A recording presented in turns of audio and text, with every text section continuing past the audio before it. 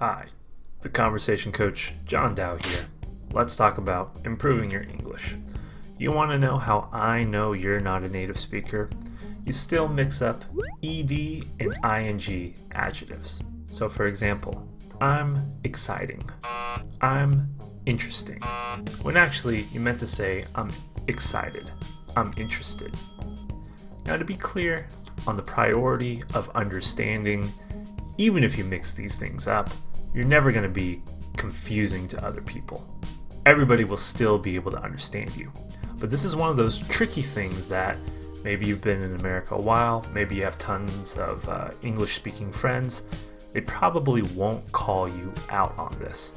But if you want to get to the point of English fluency, you want to get this under wraps.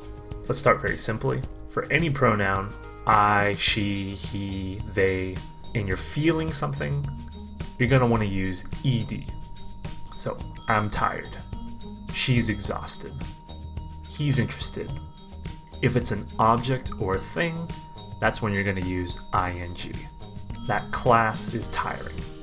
Studying is exhausting. The movie was really interesting. It's all a matter of perspective. So for example, if we wanted to link these two, if it was a very tiring party, then I feel tired. The feeling that I experience is going to be in the ed. What happens when you mix it up, you might not even be aware of the meaning that you're accidentally conveying. For instance, the correct way would be, if the class was boring, then I feel bored. I'm bored, right? I don't want to say I'm boring. If I say I'm boring, that means that I'm not interesting. People shouldn't hang around me because I'm boring. Most likely that's not what you're trying to say. So then if we were going to use this logic, that would be where the exception comes into play.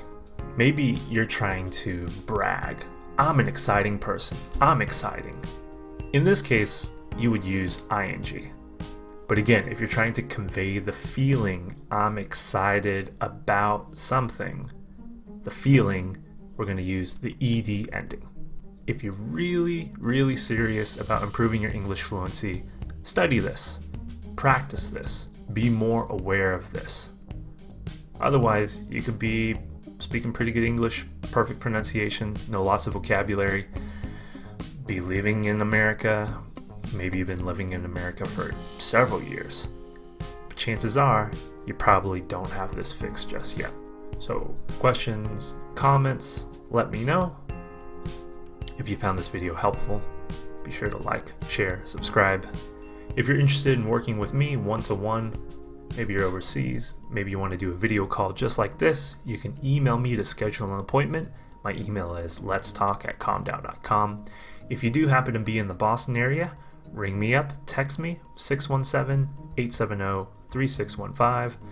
Calm down, let's talk.